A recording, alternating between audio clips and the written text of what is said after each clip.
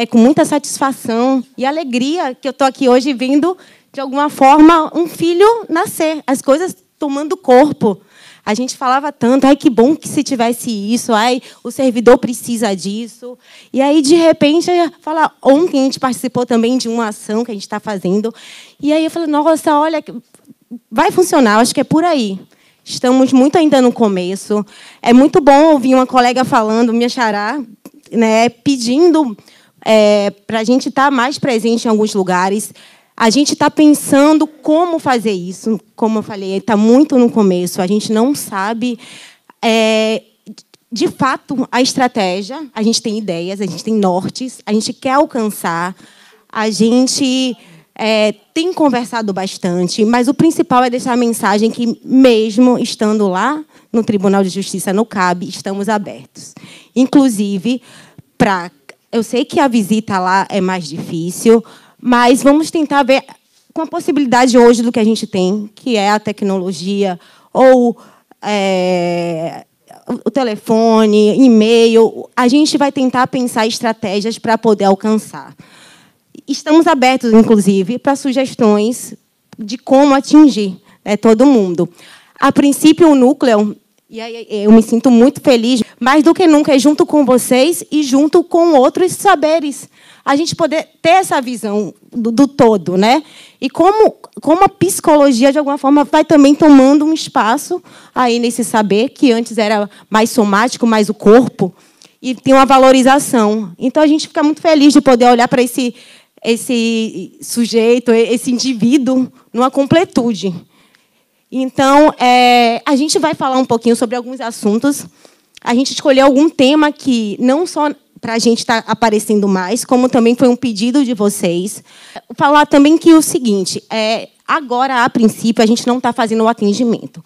O nosso objetivo é poder acolher, cuidar, ter essa atenção, esse olhar e pensar juntos estratégias para poder encaminhar. Hoje a gente está trabalhando nessa construção de rede, tanto em Salvador quanto aqui em Feira agora, vendo quem pode fazer parceria com a gente, vendo o que a gente pode encaminhar. Então, é um lugar que a gente vai pensar junto com o servidor, tentar olhar, um olhar cuidadoso. Às vezes nem cabe necessariamente encaminhar, mas às vezes é uma orientação, às vezes é um momento de angústia, às vezes é um lugar que você quer ali falar sobre alguma coisa que está acontecendo e aquilo se dissolve. Mas também poder encaminhar para um especialista. Esse é o nosso papel hoje. Estar lá para estar junto. A gente quer que vocês saibam que, de alguma forma, vocês podem contar com a gente dentro do que a gente pode fazer. É um prazer a gente fazer parte desse projeto, uma iniciativa que o Tribunal de Justiça concede a nós, servidores. A questão da saúde mental, durante muito tempo, ela foi negligenciada em diversos locais. Efetivamente porque existe um preconceito das pessoas quando se fala do adoecimento mental. E, hoje, quando a presidência ela propicia um núcleo como esse, ela se equipara exatamente aos tribunais de grande porte. Hoje, apenas o Tribunal de São Paulo, Minas Gerais e do Rio de Janeiro têm núcleos de psicologia. E nós somos um tribunal de médio porte, inclusive premiados com uma série de ações que o tribunal conseguiu realizar. E, com esse núcleo, a gente ganha pontos, não apenas pela questão do desenvolvimento do tribunal em si, mas, efetivamente, por uma preocupação humanística focada no servidor. Então, a gente precisa aproveitar essa iniciativa e é exatamente por isso que a gente está tendo todo um carinho para produzir esse trabalho, né? Eu queria só dar uma passada rápida, a gente não vai focar muito falando agora no núcleo. Existem alguns pontos que eu gostaria que vocês visualizassem. Isso daqui é a resolução, decreto. Vale a pena vocês darem uma lida para entender o escopo do que a gente está planejando, certo? Eu queria que vocês vissem quais são os aspectos que nós estamos querendo trabalhar, efetuar atendimento das demandas de doença mental dos servidores do Tribunal de Justiça através de ações que auxiliem a promoção e prevenção da saúde integral. Então, vocês observam que a Diretoria de Atenção à Saúde, não é atendimento ao servidor, tem uma proposta de saúde integral. A gente sai, inclusive, eu estava brincando, sempre trabalhar com Jamília, né, que é a nutricionista, a gente sai com 3 questões básicas da psicanálise, né? Culpa, né? Porque a gente come mal, né? Medo de adoecer e de morrer, e o apego, efetivamente, porque a gente sabe que tudo que a gente gosta geralmente engorda e causa doença, né? Então a gente tem que ficar o tempo inteiro se penitenciando. Quando vocês observam, numa questão tão simples como essa, que é a alimentação, como impacta na nossa mente, que dirá outras questões que perpassam. E vejam vocês, nós passamos muito mais tempo no trabalho do que em casa. Então, é muito fácil a gente se aperceber que as questões do adoecimento mental eles vão extravasar no trabalho. Os médicos já sinalizaram aqui a quantidade de pessoas com questões psicossomáticas. Elas chegam lá com dores, né? A equipe de fisioterapia, doutor Marcos, o tempo inteiro sinaliza isso para a gente. O pessoal que aparece com dores nos ombros, nas articulações, e que, em verdade, é um processo, muitas vezes, mental, que a gente faz o acolhimento. Nós, hoje, estamos muito integrados ao fluxo do atendimento da equipe médica, mas existe também uma outra demanda que a gente vai apresentar aqui rapidinho para vocês. Certo? Nossa tríade funcional, né? Qual é o nosso objetivo? A ideia do núcleo é a promoção da saúde integral do servidor em consonância com as políticas de saúde do Tribunal de Justiça. Nossa visão é estruturar um núcleo de promoção de saúde mental de forma integrada, que construa um ambiente de trabalho saudável. Então, a gente pensa em promover algumas ações que vai atuar diretamente neste sentido. E aí nós vimos a importância de estarmos integrados exatamente com a coordenação de saúde ocupacional, com o doutor Paulo, que tem nos auxiliado bastante nesse sentido, e com o doutor Rogério, nosso diretor, que também tem essa preocupação. Valores, respeito ao querer do outro e as possibilidades de compreensão sobre suas próprias questões. Então, aí vem exatamente uma das nossas ações. Nós não fazemos psicoterapia, nós fazemos o acolhimento, orientação e encaminhamento à rede de serviço. Então, a construção da rede de saúde aparentemente, isso é uma coisa que é simples, mas não é. Existem muitas opções e que a gente tenta, inclusive, contextualizar as realidades. Certo? Bom, esses daqui são os nossos objetivos mais básicos de sofrimento mental, melhoria no ambiente de trabalho, construção de dados, e aí a gente vai contar muito com o pessoal dos sindicatos, que tem informações também sobre adoecimento mental em determinadas comarcas, para que a gente possa desenvolver ações mais específicas. Certo? Essas daqui são as nossas linhas de ação: o atendimento por demanda organizada, presencial ou por telefone, e-mail também, nós estamos acolhendo essas demandas, o atendimento por demanda espontânea, que são as pessoas que passam mal por alguma questão no ambiente de trabalho, e estamos promovendo eventos em saúde. Recentemente fizemos o bate-papo ontem sobre depressão, a gente vai reproduzir um trecho aqui com vocês. Vamos promover grupos terapêuticos operativos e as vivências de desenvolvimento e competências organizacionais, principalmente relacionadas à questão de desempenho das atividades. Certo? E aí o nosso portfólio de serviços. A roda de bate-papos, um grupo que a gente planeja fazer mais adiante com uma frequência maior, semanal. Grupo de líderes e gestores para desenvolvimento de competências, o cine debate, acolhimento terapêutico, a orientação e aconselhamento. Esses grupos terapêuticos focados em algumas questões específicas, a depressão foi a primeira demanda que nós identificamos, principalmente as questões com ideação suicida, que já houve um relato aí do pessoal aqui de Feira de Santana de um caso, mas em Salvador também estamos tendo essa questão, é uma preocupação organizacional isso.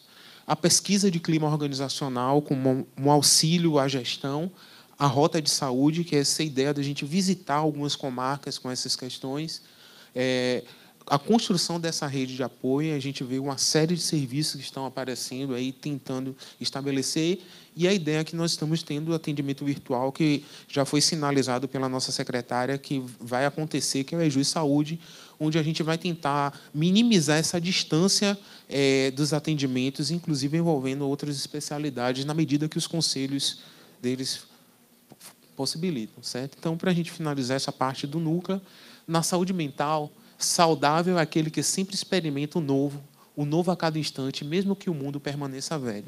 A gente vai começar com um vídeo.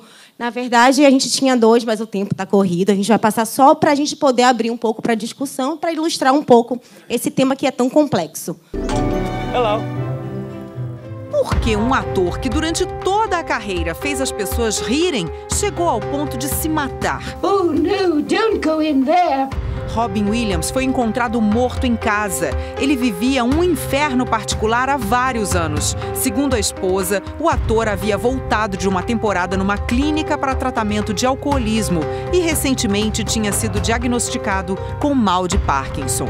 E aí a gente escolheu essa reportagem porque eu queria fazer uma pergunta para vocês. Assim, será que a depressão tem cara?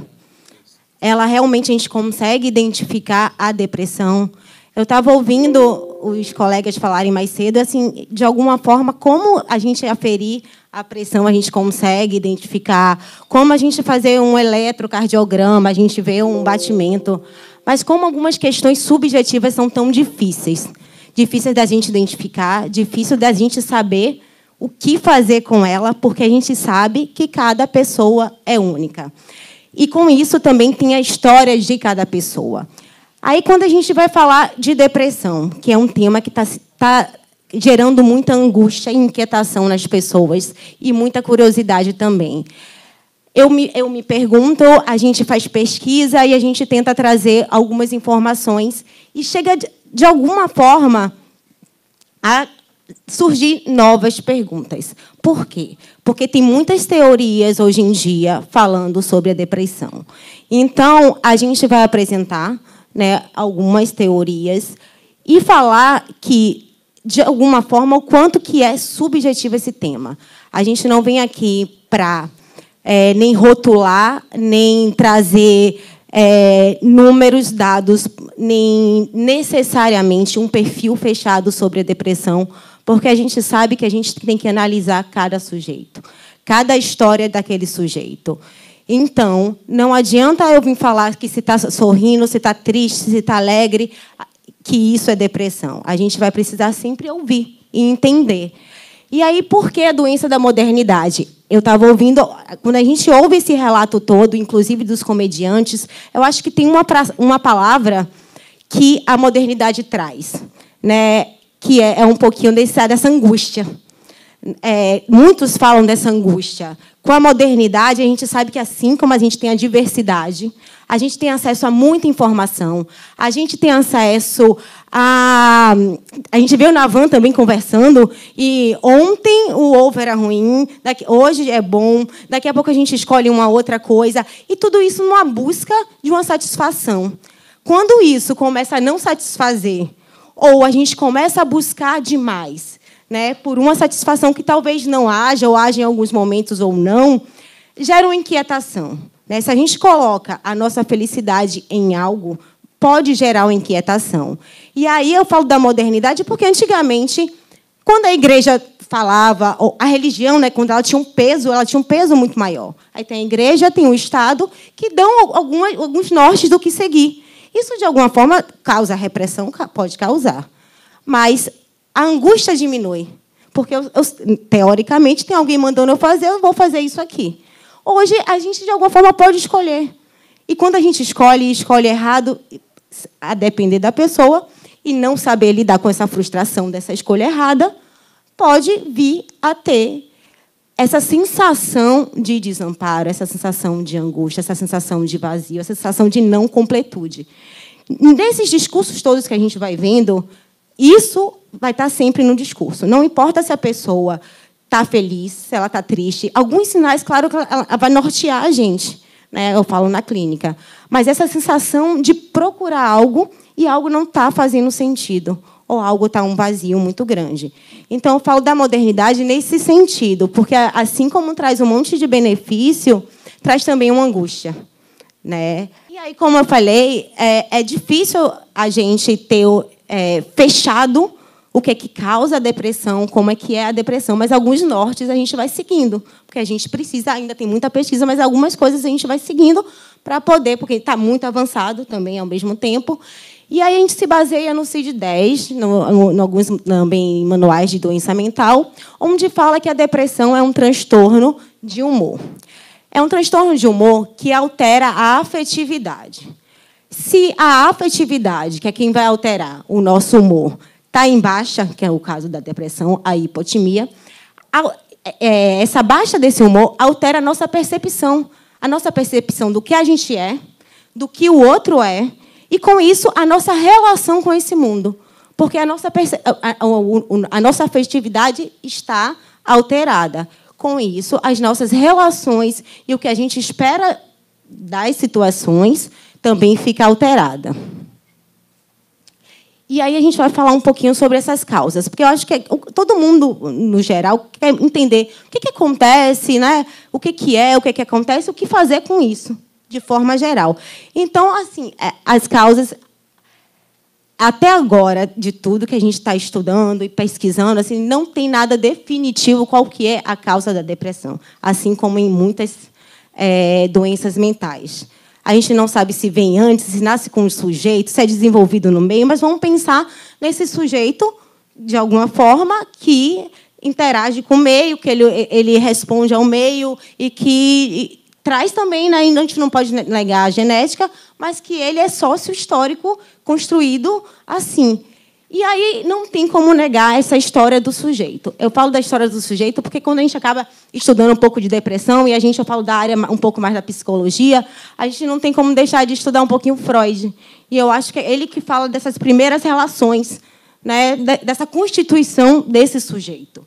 Ele fala desses primeiros vínculos, o quanto esses primeiros vínculos, principalmente da mãe e do bebê, podem ser fundamentais, como esse indivíduo, como essa criança, como esse futuro adulto, irá ver as próximas relações. Então, de alguma forma, para Freud, né, eu falo Freud porque ele que estudou com a melancolia lá atrás um pouco, né, que dá um norte para a gente, ele fala que essas primeiras relações são muito importantes. A genética, como eu falei, que está sendo muito estudada, mais do que nunca agora com esse avanço da tecnologia, a neurociência. E aí eu tentei até pesquisar o nome da proteína, que hoje em dia também é muito forte em dizer que a depressão é uma falta da tal proteína. Algum doutor sabe? Um déficit de alguma proteína da mãe no que passa para o bebê. Eu esqueci de olhar o nome dessa proteína, mas tem correntes que falam que é isso. Assim como o autismo também, né? O autismo tem uma corrente que fala que é determinado consumo de alguma coisa que influencia. Há também essa linha, né, para a depressão. Há um déficit de tal proteína. O que se sabe hoje em dia é que, olhando um cérebro de uma pessoa deprimida, determinadas conexões são muito menores do que de alguém que está ativo. E que alguns neurotransmissores estão diminuídos, principalmente esses neurotransmissores que estão ligados ao prazer, à recompensa, ao prazer. Aí, como eu falei, essa forma estrutural está na pessoa, ou nasceu, ou desenvolveu, a gente não sabe muito dizer se foi antes ou depois. E a reativa. A reativa, ela ocorre, essa depressão, a partir de determinado evento, né? Algum evento que ocorreu desencadeou o processo de depressão.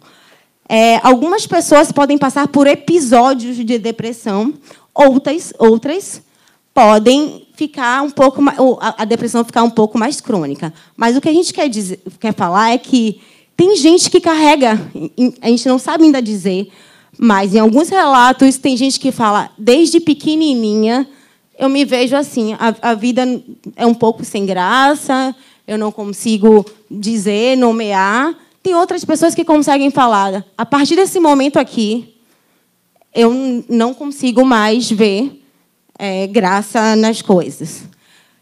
A proteína é a P11, que é P11, né? Que dizem que falta na alimentação da mãe e que geraria a depressão. Vou aproveitar essa transparência aqui para chamar a atenção de uma coisa, né? Em geral, quando as pessoas se apercebem de questões de depressão, existe um estereótipo, né? Geralmente, esse estereótipo é dizer que as pessoas estão com frescura, que elas estão com preguiça, etc. E tal. Então, existe uma neurofisiologia que nos aponta, efetivamente, as questões que devem ser chamadas a atenção, né? A gente pega o nosso cérebro, uma máquina extremamente complexa. Eu também sou da área de computação, adoro dizer sobre o poder de processamento do nosso cérebro. Nosso cérebro ele funciona a 4,6 Hz. Só para vocês entenderem o quão aparentemente é lento isso, um processador moderno funciona a 4,0 GHz. É 1 bilhão de vezes mais rápido. Só que a gente tem 1 trilhão de neurônios. Então, isso faz com que o nosso cérebro ele seja maciçamente paralelo em processamento. Então, a gente consegue processar um mundo de informações. O que é que significa isso? É que nós criamos uma dimensão chamada subjetividade. E, nessa dimensão, existem algumas estruturas que impactam na forma como nós vemos a realidade. Uma delas é essa estrutura mais interna, que forma o chamado sistema límbico, e tem 2 estruturas chamadas de amígdalas, que são neurônios que ficam calosos, formados pela massa cinzenta, e que interferem exatamente na questão da agressividade.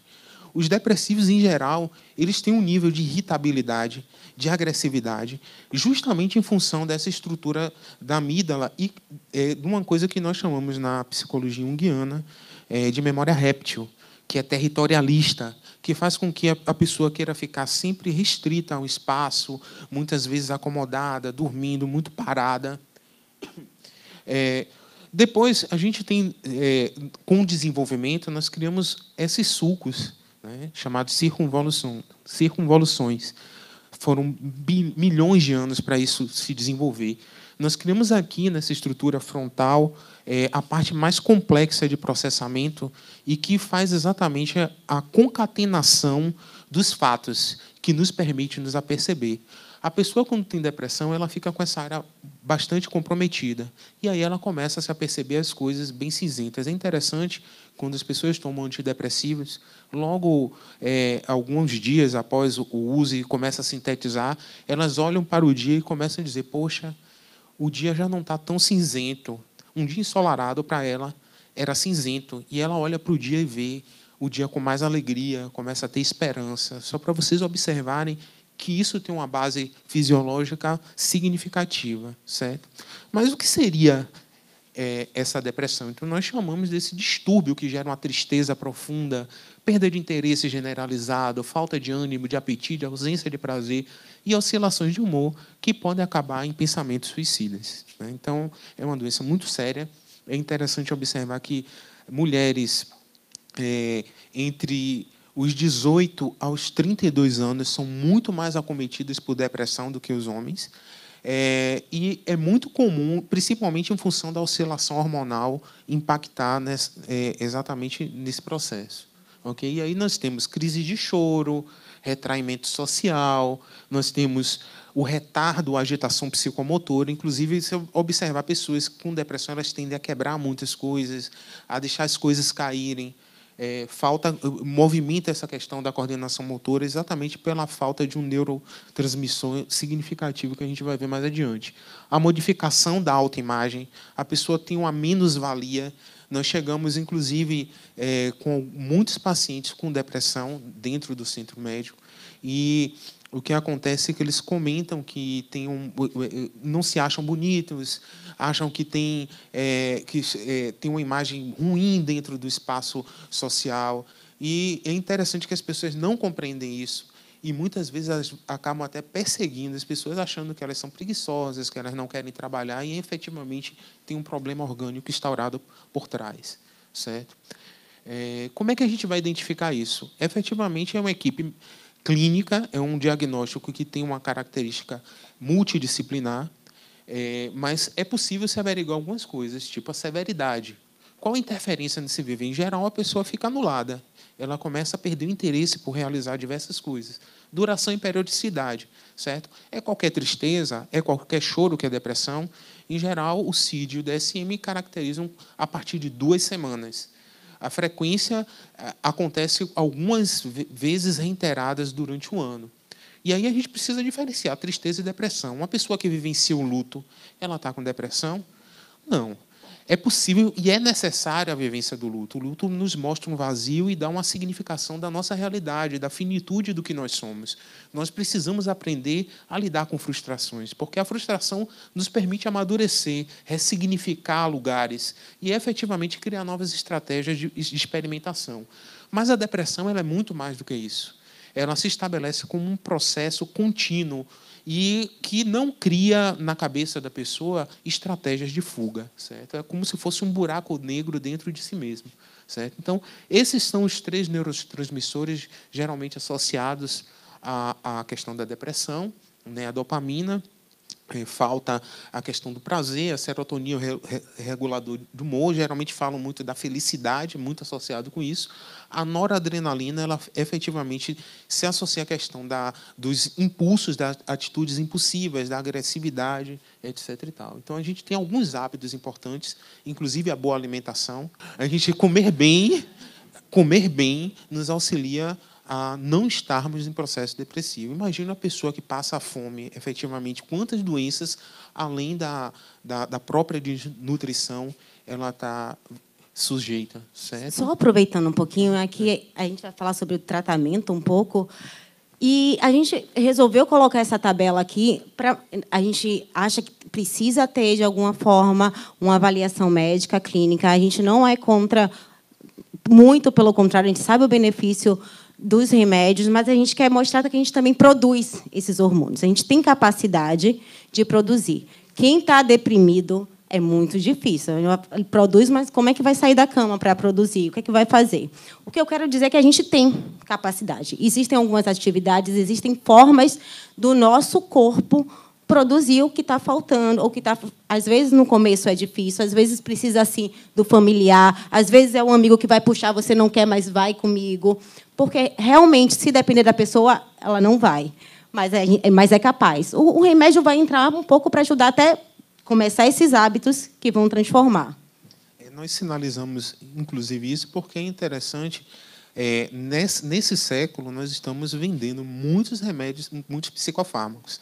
A indústria farmacêutica, literalmente, teve de lucro 71 bilhões de dólares em cima de psicofármacos. Certo? Então, anestesiar a vida, hoje, está sendo uma alternativa de muitas pessoas, mesmo quando não se tem depressão. E é nesse sentido que nós chamamos a atenção.